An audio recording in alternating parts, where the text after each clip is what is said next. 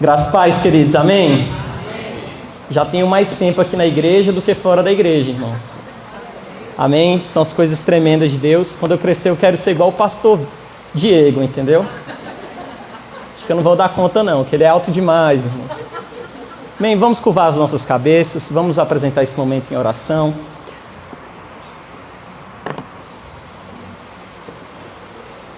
Senhor meu Deus, te agradecemos, ó Pai, por cada palavra que já foi dita aqui neste lugar. Te agradecemos, ó Deus, pela liderança desse ministério na pessoa do pastor Braga, do pastor Marcos. E também, ó Pai, te agradecemos pelos pastores que aqui ombreiam, ó Pai, junto comigo. Meu Deus, ó Pai, muito obrigado porque nós temos um bom convívio, porque vivemos em paz, vivemos em harmonia nessa igreja. E isso nada mais é do que o reflexo do fruto do Espírito Santo, do Senhor gerado em nossas vidas. E agora, ó Pai, eu peço que não venha ser a minha palavra, que não venha ser a minha espada, mas que venha ser a espada do Espírito, porque somente a Tua palavra é capaz de ir lá no profundo do nosso íntimo, do nosso ser, e fazer distinção entre alma e espírito, entre pensamentos e intenções. Então venha, ó Pai, nós queremos ouvir a Tua palavra, nós queremos ouvir a Tua voz. Meu Deus, fala conosco nessa noite. Agora nós chamamos a Ti, ó Pai, e pedimos, Senhor meu Deus, que o Teu Espírito Santo possa falar aos nossos corações. É o que nós pedimos e já te agradecemos. E a igreja diz... Amém. Queridos, essa é a segunda vez que eu estou ministrando nesse tema, tendo em vista que esse tema, conectando gerações, fortalecendo laços de fé entre passado, presente e futuro, nós já começamos a ministrá-lo desde a campanha do Celebrai do ano passado. E naquela ocasião eu tive a oportunidade de ministrar sobre a importância de estabelecer conexão geracional. E naquela oportunidade eu pude dizer à igreja o que acontece quando essa conexão ela é quebrada. E hoje eu queria já dar um exemplo de uma conexão geracional na Bíblia, porque aqui hoje, queridos, nós estamos aqui celebrando também os esforços dos irmãos que fizeram parte ao longo dessa igreja no passado. E nós também estamos aqui, fortalecendo os irmãos que aqui estão hoje, no presente, trabalhando. E nós estamos também olhando para o futuro, para as próximas gerações. É como andar de carro, com um olho nós olhamos o retrovisor e nós nos localizamos, nós nos situamos. Mas nós não só olhamos para o retrovisor, nós estamos olhando para o para-brisa, estamos olhando para a frente, na certeza de que Deus vai continuar conosco. Se até aqui Ele tem nos ajudado, até Jesus voltar, Ele estará com essa igreja para a honra e para a glória do Senhor, queridos. E nós estamos aqui, queridos, celebrando essa festa, porque como bem disse o nosso pastor, o nosso Deus, Ele é um Deus geracional. Nosso Deus é um Deus geracional. E eu queria, a título de introdução, trazer isso, porque que o nosso Deus é um Deus geracional. O primeiro aspecto que aponta para o fato do nosso Deus ser geracional, queridos, é que a sua palavra, a sua Bíblia, é essencialmente um livro de gerações. Quando nós olhamos o contexto bíblico, nós vemos que a Bíblia é uma grande compilação de genealogias. Se nós olharmos para o livro de Gênesis, que é o livro dos princípios, nós vamos ver que o livro de Gênesis, ele é um livro feito a partir das genealogias. Nós temos a genealogia, por exemplo, de Noé. Nós temos, como nós vamos ver adiante, a genealogia de Abraão. Se você caminhar mais à frente, a Bíblia vai trazer a genealogia de Moisés, porque todos os grandes homens da Bíblia, eles são contados a partir de um ponto de vista genealógico ou geracional, porque essa é a forma como Deus trabalha. Se você vê a história de Davi, nós temos ali no Antigo Testamento a genealogia de Davi. E quando nós vamos para o Novo Testamento, o livro que inaugura o Novo Testamento, ele o faz inaugurando a história de Jesus a partir da sua genealogia. Então a Bíblia é um livro geracional, porque Deus é um Deus geracional. O segundo aspecto que eu gostaria de destacar é a respeito da própria igreja. Mesmo no tempo da graça, você pode falar assim: Guilherme, no Novo Testamento não tem tantas genealogias, mas é onde essa perspectiva geracional, ela se estabelece. Se você ver ali em João, no capítulo 1, em uma passagem que tanto eu quanto o pastor Braga falamos muito, lá o apóstolo João, ele vai escrever assim: a todos quanto receberam, deu-lhes o poder de serem feitos o quê? Filhos de Deus, a saber, os que no seu nome creem. Deus, ele está ali se apresentando como Pai, e ele está dizendo que todo aquele que crer no seu Filho, se torna também o seu filho, filho de Deus. E quando nós vemos a promessa lá em Pedro 2, capítulo 2, versículo 9, ele vai dizer assim: vocês, porém, são geração eleita, povo exclusivo, nação santa, para anunciar as grandezas daquele que o chamou das trevas para a sua maravilhosa luz. Então, queridos, hoje nós somos geração de Deus, nós somos filhos de Deus. Eu acho tremendo o Salmo 146, versículo 10, que ele vai dizer assim: o Senhor reina para sempre. Ó teu Deus, ó Sião, reina de geração em geração. E ele diz: aleluia. Nosso Deus é um Deus eterno, e nós somos seres temporais. Muitas vezes nós não conseguimos perceber a eternidade de Deus, porque nós somos finitos. Mas quando nós vamos vendo o agir de Deus de geração em geração, de Adão até os dias de hoje, nós vemos que esse Deus que era desde lá de o princípio, Ele é e Ele continuará sendo. Então é na passagem de uma geração para outra que nós percebemos a eternidade de Deus. Esse Deus que se estabelece, que Ele se manifesta através das famílias.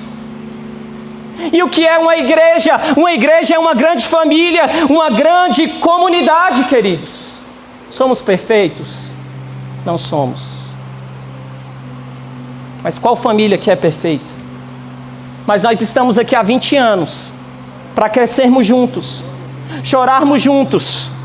Nós estamos aqui hoje comemorando 20 anos, é porque a bondade de Deus tem se manifestado de geração em geração, queridos. Deus, Ele é tanto um Deus familiar, um Deus geracional, que antes de estabelecer reinos, antes de estabelecer impérios, antes de estabelecer governos, Deus, Ele estabelece a família. Nós vemos lá em Gênesis, que quando Deus, Ele vai ali criar um homem, e Ele percebe que uma coisa não era boa ali no Éden, que era que o homem estava só. E Ele fala: far-lhe-ei uma adjuntora que será idônea. E então Ele cria a mulher, e Ele ali, o homem e a mulher. E eu falo que Deus, Ele celebrou o primeiro casamento da Bíblia, e a sua palavra foi: portanto deixará o homem o seu pai e a sua mãe, e unir-se à sua mulher, e serão ambos uma só carne. E ali eles foram casados, e Deus, Ele abençoa aquele casal, e Ele fala: olha, sejam fecundos, profícuos, multipliquem-se sobre a terra. Deus estava falando: olha, vocês precisam estabelecer descendentes, vocês precisam estabelecer gerações. E a família, ela expressa essa conexão geracional entre passado, presente e futuro, a partir do contato dos pais com seus filhos, e com os filhos dos filhos.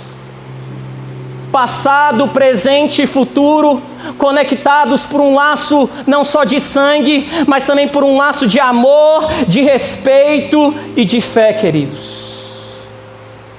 E quando nós perdemos essa perspectiva familiar, essa perspectiva geracional, nós nos perdemos. Quando nós vemos ali na parábola do filho pródigo, que eu gosto de chamar da parábola dos dois irmãos, a Bíblia fala que o irmão mais novo, ele pede a sua parte da herança e ele sai de casa. O que ele estava dizendo assim: olha pai, para mim você morreu. Eu quero aquilo que eu só deveria receber quando o Senhor morresse. Então quando ele perde a herança, ele está dizendo assim: olha, eu quero seguir a minha vida independente do meu pai. E ele se perde, porque ele perdeu a sua conexão geracional.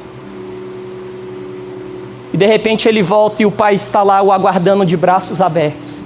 E quando aquele filho que estava perdido, ele aparece, o pai vai correndo ao encontro dele, e o pai dá nova roupa, põe sandálias nos seus pés, põe anel no seu dedo, faz uma festa e celebra. Mas o que chama a atenção no texto é quando o filho mais velho que estava trabalhando, ele volta. E ele vê aquela festa e ele começa, a se questionar o que está acontecendo. E ele fica chateado quando ele descobre que a festa era para o filho mais novo que estava perdido. E ele chega e questiona o pai, olha e fala: olha, todos esses anos eu tenho trabalhado como um escravo ao teu serviço e nunca desobedeci às tuas às suas ordens, mas tu nunca me deste nem um cabrito para eu festejar com os meus amigos. Ele já não se via mais como filho, ele se via como escravo, como servo. Um se perdeu saindo de casa, o outro estava perdido dentro de casa, mas o motivo é só um: eles perderam a perspectiva do pai. Se tem alguém aqui que está perdendo a perspectiva de pai, essa palavra é para você. Deus, ele é um Deus geracional e ele está de braços abertos te esperando nessa noite. Ele quer se conectar com você, ele quer viver com você e ele tem um plano para a sua vida. Não perca essa perspectiva, a igreja, Deus, ele é um Deus geracional, queridos. Quando eu entendo isso, eu entendo que vale a pena lutar pela minha família. Eu entendo que vale a pena eu lutar pelos meus filhos. Vale a pena eu lutar pelos meus netos. Eu ainda não os tenho, mas já oro por eles. E só me vem uma passagem que eu cito muito, que é de Neemias 4, versículo 14, parte B, que diz assim: lembre-se do Senhor grande e temível, e lutem pelos seus irmãos, pelos seus filhos, pelas suas filhas, pelas mulheres e pela casa de vocês. Luta pela sua casa, meu irmão. Luta pela sua família. Eu não sei como é que você está, mas a palavra do Senhor é essa: vale a pena lutar, porque essa é uma luta que agrade a Deus, que agrada a Deus. Deus, ele quer ver você lutando pela sua família. Deus, ele quer ver você lutando pela sua casa. Eu acho tremendo o Salmo 68, versículo 6, que vai dizer que Deus, ele pega o homem solitário e faz com que ele viva em família. Isso é tremendo, queridos. Tem umas versões que vão dizer assim, que Deus, ele pega um homem órfão de família e o dá uma família nova. Nós temos que fortalecer a família, queridos, porque, nós vivemos tempos tão difíceis. Quando nós abrimos os noticiários, nós vemos tanta notícia ruim envolvendo famílias. Quando nós abrimos a palavra de Deus em Mateus capítulo 10, versículo 21, a palavra vai nos dizer que o irmão entregará à morte o seu irmão, e o pai ao seu filho, e o filho se rebelarão contra os pais e os matarão. É isso que nós estamos vendo acontecer há poucos dias atrás. Saiu no noticiário, não sei se os irmãos acompanharam, um secretário ali do município de Itubiara, aqui no Goiás, porque ele estava chateado com a esposa. Dizem que a esposa havia o traído. Eu não quero entrar nesse mérito. Ele, querendo punir a esposa, ele foi capaz de matar os 2 filhos e depois ceifar a sua própria vida, queridos. Olha só o mundo em que nós estamos: pais matando os filhos. Na segunda carta de Paulo a Timóteo, no capítulo 3, no versículo 3, ele vai dizer assim, que nos últimos dias os homens serão sem afeição à família. nós precisamos batalhar e lutar pelas nossas casas. E o terceiro aspecto, e esse tem a ver já com um tema que eu gostaria de entrar. Primeiro, nós sabemos que Deus ele é geracional, porque a sua palavra é um livro geracional. Segundo lugar, nós somos vistos do ponto de vista com a aliança com Deus como pessoas geracionais, pessoas de famílias. Em terceiro lugar, queridos, isso nada mais expressa do que o fato de o próprio Deus ser um Deus geracional. E essa é a forma como ele se apresenta. E pensando nisso, queridos, eu queria que você abrisse a sua Bíblia aí no Êxodo, no capítulo 3. Nós vamos ler a partir do versículo 12. Êxodo capítulo 3, nós vamos ler a partir do versículo 12.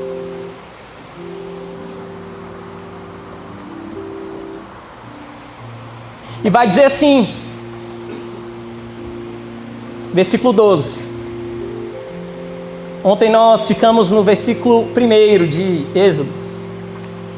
Diz assim: e disse, certamente eu serei contigo, o Senhor falando para Moisés. Isso será por sinal que eu te enviei. Quando houveres tirado este povo do Egito, servireis a Deus neste monte. Ele estava em Horebe, também conhecido como Monte Sinai. Então disse Moisés a Deus: eis que quando eu for aos filhos de Israel e lhes disser, o Deus dos vossos pais me enviou a vós, e eles me disserem, qual é o seu nome? Que lhes direi? E disse Deus a Moisés: eu sou o que sou. Disse mais: ainda dirás aos filhos de Israel, o eu sou me enviou a vós. Agora se atente para o versículo 15. E Deus disse mais a Moisés: assim dirá aos filhos de Israel, o Senhor Deus de vossos pais, o Deus de Abraão, o Deus de Isaque e o Deus de Jacó me enviou a vós. Este é meu nome eternamente, este é meu memorial de geração em geração. Queridos, eu acho tremendo, porque Deus, ele é geracional por tudo que eu já falei. Deus, ele poderia aqui se apresentar de várias maneiras. Ele poderia dizer assim: olha Moisés, quando você voltar lá para o povo, você pode dizer assim, olha que o Deus Todo-Poderoso está te enviando. Ou então ele poderia dizer assim, olha, o Deus que criou os céus e criou a terra, que me enviou a vocês. Mas não, a forma como Deus escolhe se apresentar para aquele povo, ele o faz através de uma família. Ele diz, olha, você vai dizer para o povo, o Deus de Abraão, o Deus de Isaque e o Deus de Jacó. Isso chama a minha atenção. Ele está dizendo assim, olha, eu sou o Deus do avô, eu sou o Deus do pai, eu sou o Deus do neto. Ele se apresenta dessa lição, queridos, e eu fiquei refletindo sobre isso. Porque na minha casa, na minha família, sabe, eu falo, a minha avó, já falei muito sobre ela aqui, ela foi a precursora, a primeira que aceitou Cristo na família lá na década de 50.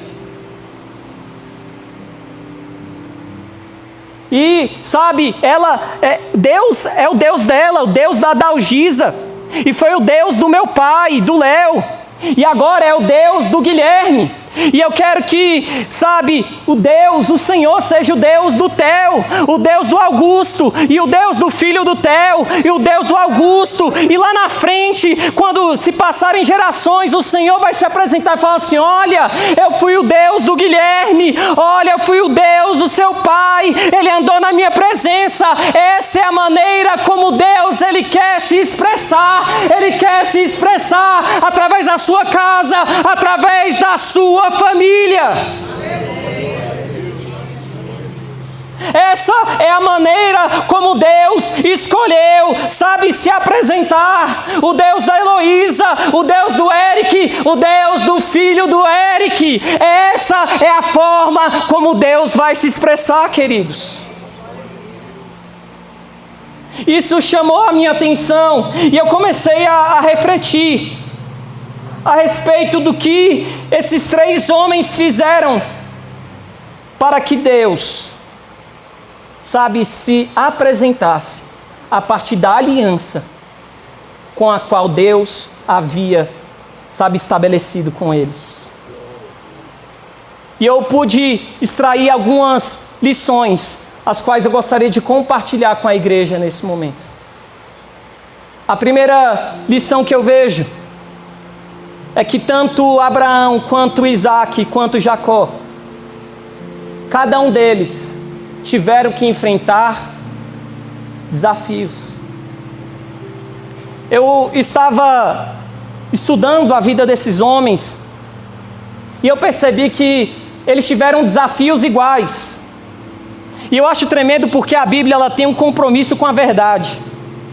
A Bíblia ela poderia pegar algumas coisas e jogar para debaixo do tapete da história, mas ela não faz, porque ela é a verdade. Jesus, ele se apresenta como a verdade. Você já percebeu que o homem, segundo o coração de Deus, ele comete um dos pecados mais terríveis na história, e a Bíblia faz questão de, não só, colocar, vamos pensar assim, nos jornais da época, mas está no próprio texto sagrado para todo mundo ler, porque a Bíblia é um livro que traz a verdade. O nosso Deus é um Deus de verdade. E eu comecei a ler a respeito desses homens, e algumas coisas chamaram a minha atenção. Em Gênesis capítulo 12, a Bíblia vai dizer que Abraão, quando ele chega no Egito, e Sarai, sua mulher, é muito bonita, o que ele faz? Ele mente. Ele vai lá e fala assim: olha, Sarai, você vai dizer que você é minha irmã, porque você é muito bonita, eles vão querer ficar com você, eles vão me matar. A Bíblia fala que alguns capítulos depois, em Gênesis capítulo 20, em Gerar, ele faz a mesma coisa. Ele está lá diante de Abimeleque e ele fala assim: olha, Abimeleque, Sarai é minha irmã. Ele mente. Quando nós vamos para Gênesis capítulo 26, Isaac, sabe o que ele faz também na terra de Abimeleque? Ele chega e fala assim: olha, Rebeca, você não fala que você é minha esposa não, fala que você é minha irmã, porque você é muito bonita, e eles vão querer ficar com você e vão acabar me matando. E eles mentem. E quando nós chegamos para Jacó, irmãos, Jacó ele fez faculdade. Ele fez faculdade na escola da mentira. Ele era diplomado. Ele era, carimbado na testa. O nome dele significava enganador. E quando eu olho a história desses três, eu vejo algumas semelhanças e alguns desafios iguais. Nós vemos que tanto Sara, quanto Rebeca, quanto Raquel eram mulheres estéreis. Isso chama a minha atenção porque a Bíblia não esconde esses detalhes. Vocês já perceberam como é que tem coisas na nossa família que muitas vezes se repete de uma geração para outra? Algumas pessoas falam até que é maldição hereditária, mas eu não vejo como, nesse tom determinista: porque meu avô traía minha mãe, e porque meu pai também meu avô traía minha avó, meu pai traía minha mãe, eu também tenho que trair a minha esposa.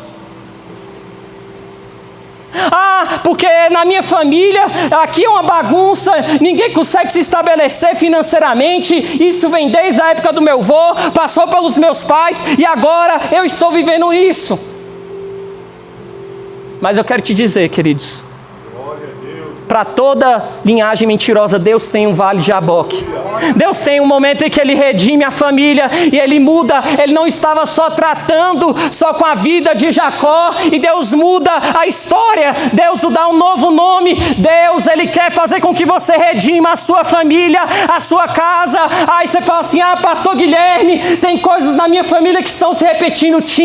Porque quando chegar em você, pode ser diferente. Você tem tudo em Deus para escrever uma nova história, um novo momento em Deus.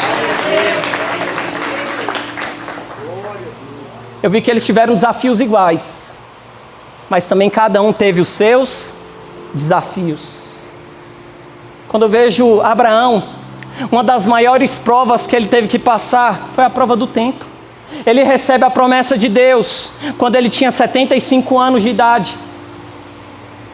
E nesse intervalo de tempo e os anos se passando e nada dele gerar um filho, os irmãos sabem que quando ele estava ali com 86 anos de idade, ele tem um filho que ele é gerado segundo a carne. Os irmãos sabem a história. Ele tem Ismael, que era ele tentando ajudar a Deus. Mas a Bíblia fala que quando ele tinha 99 anos de idade, o Senhor apareceu para ele. Nós vamos falar isso. E ele teve que suportar a prova do tempo. Ele teve que lutar contra 4 reis, como foi lido aqui na hora da oferta. E depois daquela vitória, sabe, ele tem um encontro com o sacerdote do Senhor, ele dá o dízimo. Quando nós vemos Isaac, nós vemos que Isaac ele teve que cavar poços numa terra difícil. Ele teve, sabe, que desentulhar os poços que seu pai havia cavado. Ele teve os seus desafios. E quando nós vemos Jacó, Jacó também teve as suas lutas. Ele também teve as suas dificuldades. Ele teve que sair da terra da terra da promessa. Ele teve que voltar para Harã. Porque a família é assim, queridos. Existem lutas que cada geração vai travar. Mas o Senhor nos dá a vitória de todas. O Senhor está conosco em todas. Deus, Ele está conosco, queridos. Ele quer, sabe, abençoar as famílias. Sabe, isso é tão interessante porque, queridos, quem não conhece o passado está afadado a repeti-lo. Vocês já ouviram essa frase? Quem não conhece o passado está condenado a praticar os mesmos erros. Irmão, sabe por que é um dos motivos que eu não bebo? Sabe por quê? Eu cresci, meu pai contando que meu avô era alcoólatra. E que às vezes meu avô, ele já saiu de casa com um carro e ele perdeu o carro por causa da bebida. Tem um filho do meu avô que hoje ele é alcoólatra. Depois de ouvir tudo isso, irmãos, vocês acham que eu vou beber? Vocês acham que eu vou dar essa chance? Vocês acham que eu vou dar essa oportunidade? Não, queridos, eu não vou dar, porque eu conheço a minha história. Você conhece a história da família de vocês? Deus, Ele quer redimir a sua história. Deus, Ele quer redimir a sua família. Deus, Ele quer abençoar a sua casa. Ele quer se apresentar a partir da sua família. Mas você fala assim: Guilherme, a minha história, ela é muito feia. Deus não vai querer, queridos. Deus tem um plano para as pessoas que saem do seu plano. Lá na frente Ele se apresenta como o Deus de Abraão, o Deus de Isaac e o Deus de Jacó, queridos. A segunda lição que eu aprendo é que todos eles tinham uma mesma missão, mas tinham chamados diferentes, queridos. Nós vemos que há uma progressividade na forma como Deus ele vai se revelando. Deus, ele, sabe como é que ele se apresentava para Isaac? Ele vai dizer assim: olha, eu sou o Deus de Abraão, o seu pai. Gênesis 26. Quando chega em Gênesis 28, ele já está ali se apresentando para Jacó, e ele vai dizer assim: olha, Jacó, eu sou o Deus do seu pai Abraão e de Isaac. E a Bíblia fala que mais de 400 anos depois, quando ele se apresenta para Moisés, nós vimos como é que ele se apresenta. Eu sou o Deus de Abraão, de Isaac e de Jacó. Mas ele começou se apresentando como Deus de Abraão. E eles tinham uma missão. Deus ele chama Moisés e fala assim: Moisés, sai da tua terra, da tua parentela, Gênesis capítulo 12, vai para a terra que eu te mostrarei. Farei de você uma grande nação, e abençoarei os que te abençoarem, e amaldiçoarei os que te amaldiçoarem. E em ti serão benditas todas as famílias da terra. Essa foi a chamada de Abraão. Quando nós vemos o chamado, sabe, de Isaac ali em Gênesis capítulo 26, o Senhor fala no versículo 3: peregrina nessa terra e serei contigo e te abençoarei, versículo 26, 3, porque a ti e a tua descendência darei todas essas terras e confirmarei o juramento que tenho jurado a Abraão teu pai, e multiplicarei a tua descendência como as estrelas do céu, e darei à tua descendência todas essas terras, e por meio delas serão benditas todas as famílias da terra. Quando nós vemos lá em Jacó, Gênesis capítulo 28, queridos, acho que tem uns 10 dias que eu só leio Gênesis. A Bíblia vai dizer assim que Deus, ele em sonho se apresenta para Jacó. E Deus, ele se apresenta e fala assim: olha, eu sou Deus de Abraão, Deus de Isaac. E eu te farei grande a sua descendência, e a sua descendência será como o pó da terra. Porque Deus, ele tem uma mesma missão para a família, mas os chamados são diferentes. Olhemos para o chamado. Deus olhou para Abraão e falou: Abraão, você tem que sair. Ele estava em Harã, que era a terra onde seus pais se estabeleceram, onde estava a sua família, ali onde era a sua zona de conforto, onde ele estava estabelecido, e Deus manda ele sair. Quando vem Isaac, que já estava na terra de Canaã, Deus fala assim: Isaac, você tem que permanecer. Para Jacó, ele estava ali saindo da casa dos seus pais, e ele vai procurar uma mulher em Harã, e então a palavra do Senhor: olha, você vai e eu estarei contigo, mas você voltará. Então a palavra, o chamado de Deus para ele era: você vai e você volta. Porque o chamado, queridos, é individual. O chamado tem a ver com a vocação. Sabe o que é vocação? Vem do latim vocare, que quer dizer chamado. E eu gosto de dizer que vocação é a voz que fala ao coração. É aquilo que você faz que vai te dar um senso de realização, de propósito, aquilo que você mais gosta de fazer.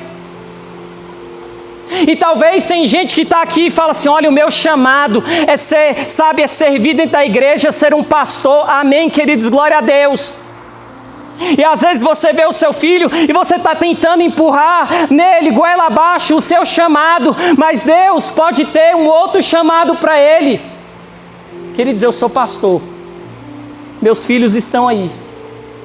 Eu quero que eles sejam homens fiéis a Deus, tementes a Deus. Mas se Deus não tiver chamado para eles serem pastores, eu não quero que eles sejam pastores. Eu quero que eles vivam o chamado de Deus na vida deles. Eu quero que eles sejam homens honrados na sociedade, nas ocupações, nas profissões. Porque o chamado é individual, o chamado é específico.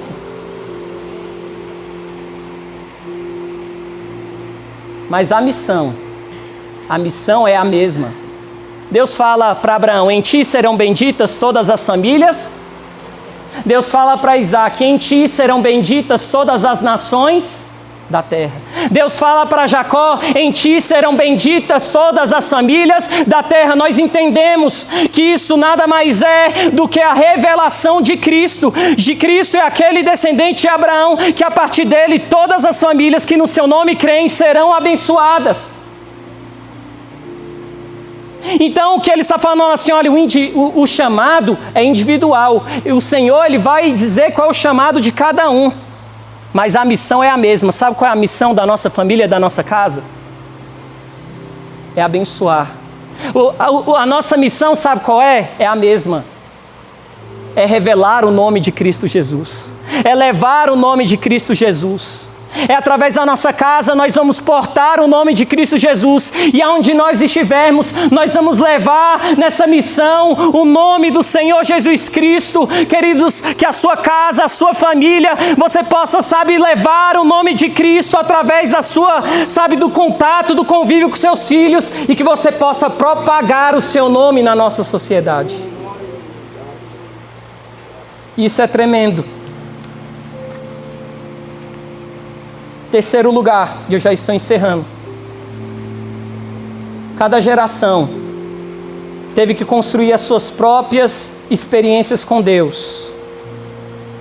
Cada geração teve que construir os seus próprios altares. Nós vemos que Abraão, ele construiu uma vida de intimidade com Deus. A Bíblia fala que quando ele era de 99 anos de idade, o Senhor aparece para ele e fala assim: olha, daqui a 1 ano, Sara vai ter um filho. E eu vou abençoá-la. E ela até ri, ela acha engraçado. Ela pensa: como pode eu, que já não passei do costume das mulheres, poder gerar um filho? E o Senhor fala: o nome do menino vai ser Isaac, porque todo mundo vai se alegrar quando souber dessa história.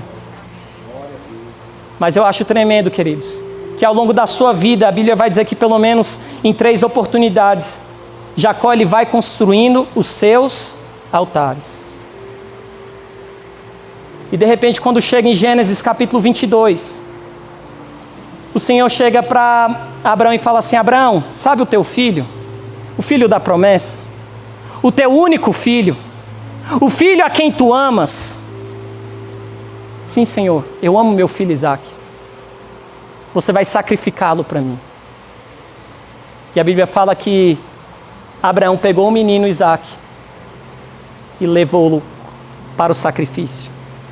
E a Bíblia vai dizer que o menino questiona: pai, eu estou vendo a lenha, eu estou vendo o fogo, eu estou vendo o cutelo, mas cadê o cordeiro para o sacrifício?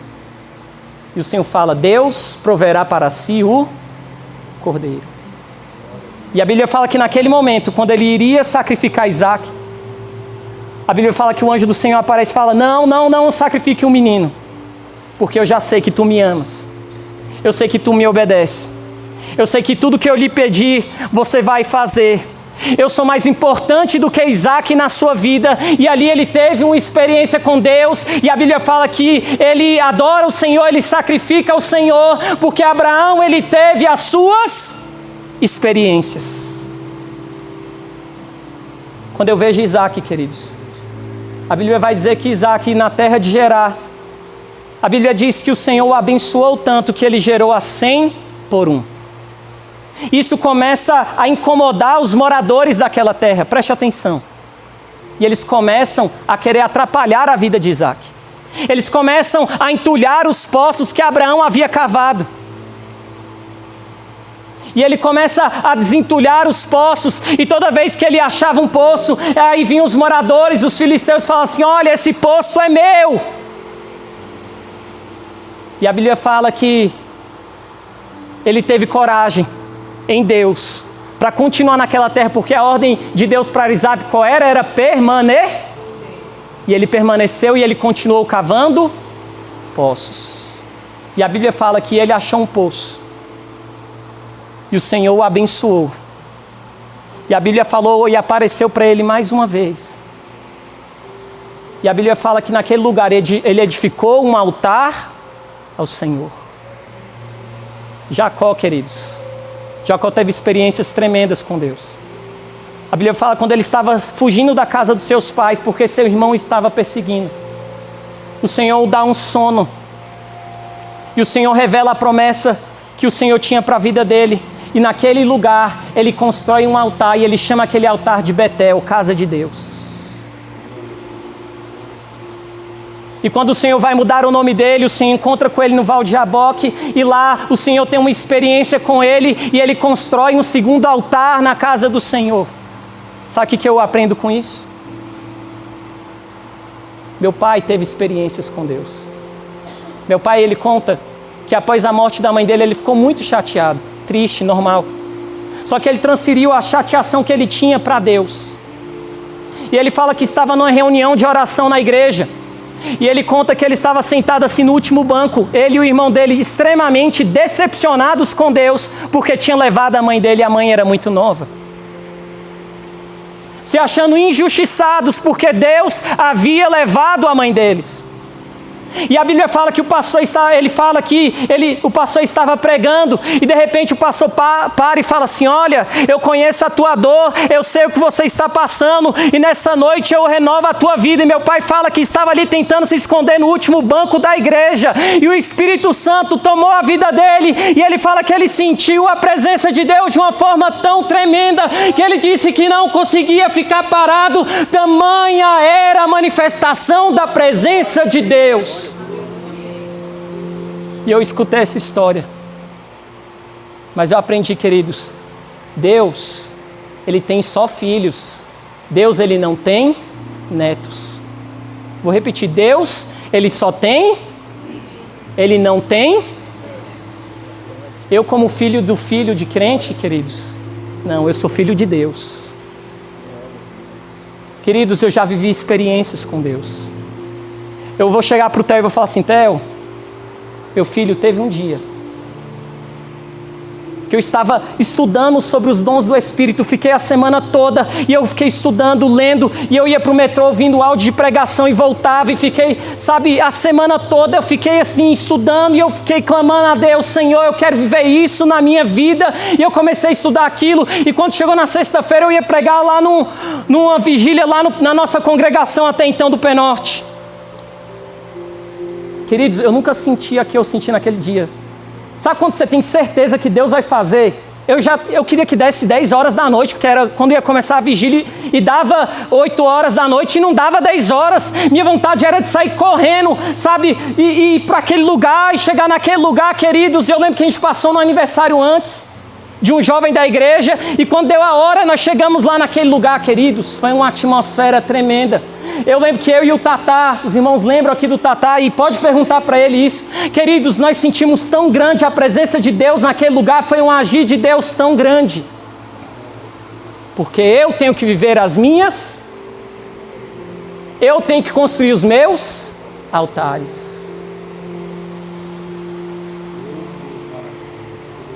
Cada geração tem que ter a sua experiência. Cada geração tem que construir os seus altares. Cada geração tem que construir a sua intimidade com Deus. E eu já estou orando, para o meu filho falar: pai, você não sabe o que aconteceu, pai. Eu estava no acampamento da igreja, o pastor Herb estava organizando, ele estava pregando, pai. Eu fui tão cheio que eu senti a presença de Deus, pai. E eu fui batizado com o Espírito Santo de Deus. Eu vou dizer assim: glória a Deus, meu filho, porque cada geração tem que ter as suas experiências com Deus, queridos.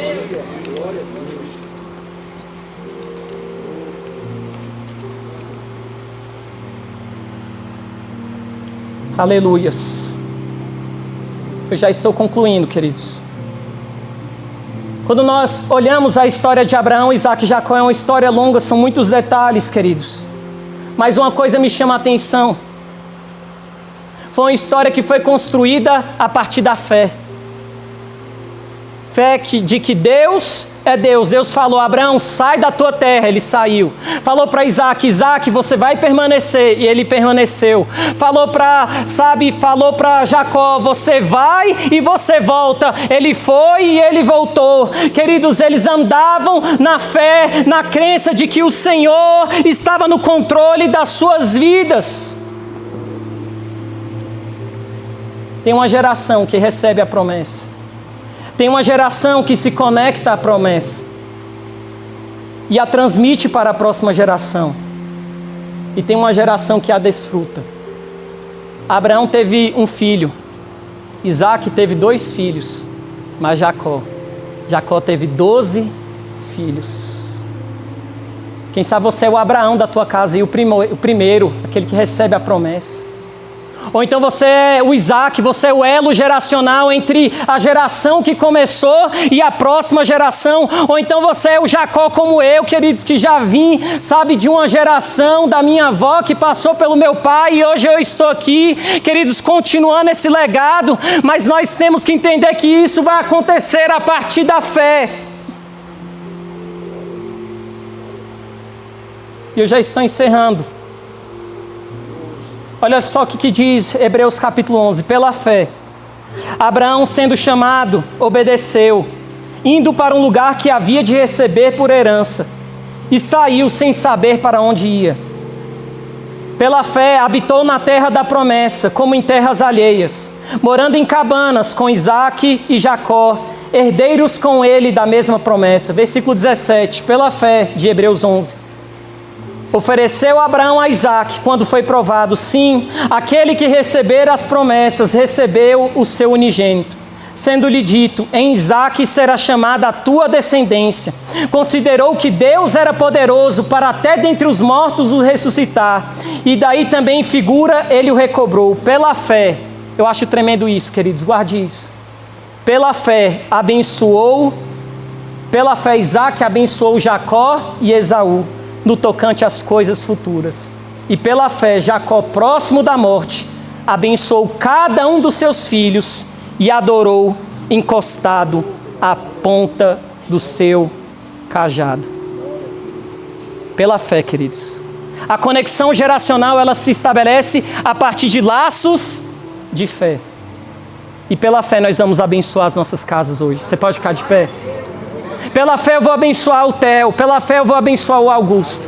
Pela fé eu já vislumbro o que meus filhos vão ver se Jesus não voltar. Eles vão ser abençoados. É pela fé, queridos. Pela fé eu creio que, pessoas vão orar aqui, colocar parentes que estão longe do Senhor. É pela fé, queridos, é pela fé. Pela fé, queridos, nós temos que orar e apresentar nossos filhos a Deus. Pela fé, a Bíblia fala que Isaque, ele abençoou a Esaú e Jacó. Pela fé, Jacó abençoou os seus 12 filhos. É pela fé, queridos, que nós andamos.